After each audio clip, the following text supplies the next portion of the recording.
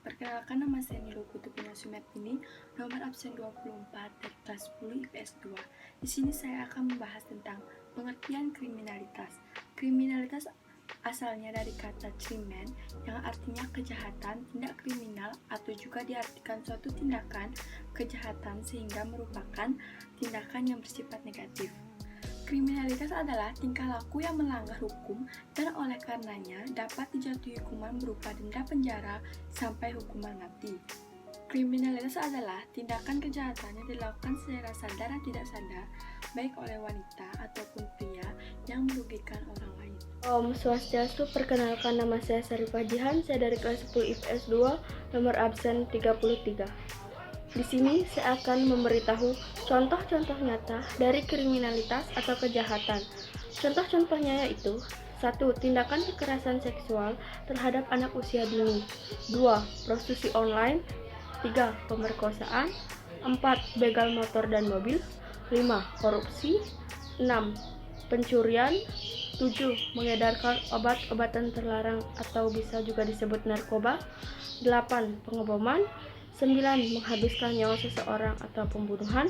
10. Menjual minuman keras atau terlarang. Gejala-gejala kriminalitas: 1. Korupsi. 2. Penyelundupan narkoba. 3. Judi online. 4. Begal motor dan mobil. 5. Menghabiskan nyawa seseorang. Kenalkan, nama saya Nina Pratiwi, absen 27 dari kelompok 2. Di sini saya akan menjelaskan faktor terjadinya melakukan tindakan kriminal. 1. Sosial. Seseorang dapat dalam masyarakat banyak dipengaruhi oleh beberapa faktor, di antara lainnya ekonomi, pendidikan, dan lingkungan. Faktor ekonomi yang merupakan salah satu hal yang penting dalam kehidupan manusia. Maka keadaan ekonomi dari pelaku tindakan pidana pencurian. Seseorang melakukan tindakan pidana pencurian, para pelaku seringkali tidak mempunyai pekerjaan tetap atau bahkan tidak punya pekerjaan karena ekonomi menghipit, yaitu harus memenuhi kebutuhan keluarga, membeli sandang maupun pangan, atau sanak keluarga yang sedang sakit. Maka seseorang yang berbuat nekat dengan melakukan tindakan pencurian. Faktor pendidikan. Tindakan kriminal di mana tindakan pendidikan pelaku rata-rata hanya tamatan sekolah dasar di dalam masyarakat dapat menentukan dampak terhadapnya masyarakat tersebut, yaitu mereka merasa dan bersikap rendah diri serta kurang kreatif sehingga tidak ada kontrol terhadap pribadinya, sehingga mudah melakukan tindakan-tindakan kejahatan, utama melakukan tindakan kriminal. Mereka mudah dipengaruhi oleh keadaan sosial sehingga pergaulan dan lingkungan mudah mengekspresikan tingkah laku yang kurang baik lewat perbuatan yang merugikan masyarakat. 3. Faktor lingkungan. Baik buruknya tingkah laku seseorang sangat dipengaruhi oleh lingkungan di mana orang tersebut berada, di pergaulan yang diikuti dan peniruan suatu lingkungan akan sangat berpengaruh terhadap kepribadian dan lingkungan dan tingkah laku seseorang. Lingkungan yang dimaksud adalah lingkungan keluarga, lingkungan masyarakat itu sendiri. Pergaulan dan teman-teman dan tetangga merupakan salah satu penyebab terjadinya melakukan tindakan kriminal. Hal menunjukkan bahwa ada yang memilih teman harus memperlihatkan sifat, watak, serta kepribadian seseorang. Baik buruknya tingkah laku seseorang sangat dipengaruhi oleh lingkungan pergaulan. Apabila pergaulan orang baik, maka perbuatan mereka pasti baik. Dan apabila bergaul dengan orang yang suka membuat buruk, maka besar kemungkinan akan mempengaruhinya. Apa yang dimaksud dengan penyimpangan seksual? Penyimpangan seksual adalah bangkitnya gairah seksual secara terus-menerus terhadap objek, situs, ataupun individu, tentunya tidak lazim. Perkenalkan, nama saya Kedai Ikimanda Putra, nomor absen 8 dari kelompok 2. Di sini saya akan memberikan contoh penyimpangan seksual. Yang pertama yaitu voyeurisme.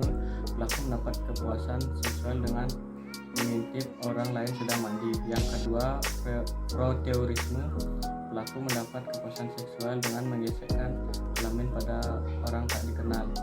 Ketiga, pedofilia. Pelaku fantasi, ketertarikan, bahkan melibatkan aktivitas seksual dengan anak di bawah umur. Yang keempat, sadomasoki. Pelaku mendapat kepuasan seksual dari rasa sakit. Yang kelima, pelaku mendapat kepuasan seksual ketika menyiksa pasangannya. Yang keenam, transvestisme. Pelaku adalah pria heteroseksual yang mendapat kepuasan seksual dengan berdandan sebagai wanita. Yang ketujuh, nekrofilia. Pelaku mendapat kepuasan seksual ketika melakukan aktivitas seksual pada mayat.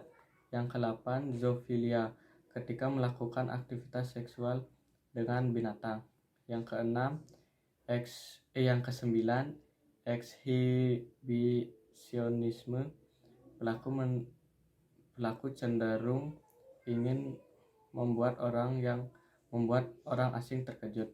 Yang ke-10, bestiality, pelaku mendapat kepuasan ketika melakukan aktivitas seksual dengan binatang. Sekian dari saya. Jika ada kesalahan, saya mohon maaf. Terima kasih.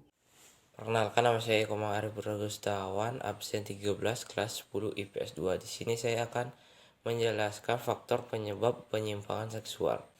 Yang pertama adalah faktor penyebabnya faktor hormon. Kelebihan atau kekurangan salah satu hormon adalah hal yang terjadi secara ilmiah dan terbentuk seiring perkembangan tubuh. Hanya saja bisa terjadi ketidakseimbangan menyebabkan anak laki-laki bersifat feminim dan anak perempuan yang bersikap gentleman. Faktor penyebab yang kedua adalah faktor lingkungan. Seseorang yang tinggal atau berada di lingkungan yang penyuka sama jenis pasti akan terjerumus dan mengikuti apa yang ada di lingkungannya. Seseorang yang sudah terjerumus di lingkungan yang tidak sehat pasti akan susah keluar dari ikatan tersebut dan merasa kecanduan, bahkan enggan memulai hidup yang normal. Faktor penyebab yang ketiga adalah gaya hidup. Gaya hidup bisa memengaruhi penyimpangan seksual. Segala sesuatu bisa terjadi karena terbiasa. Salah satunya adalah kebiasaan abnormal seperti anak cowok yang suka memakai pakaian cewek. Faktor penyebab penyimpangan seksual yang terakhir adalah pola pikir. Banyak terjadi kasus seseorang mengalami penyimpangan psikologi hanya karena pada pola pikirnya yang terlalu cepat memvonim dirinya sendiri. Sekian dari saya, terima kasih.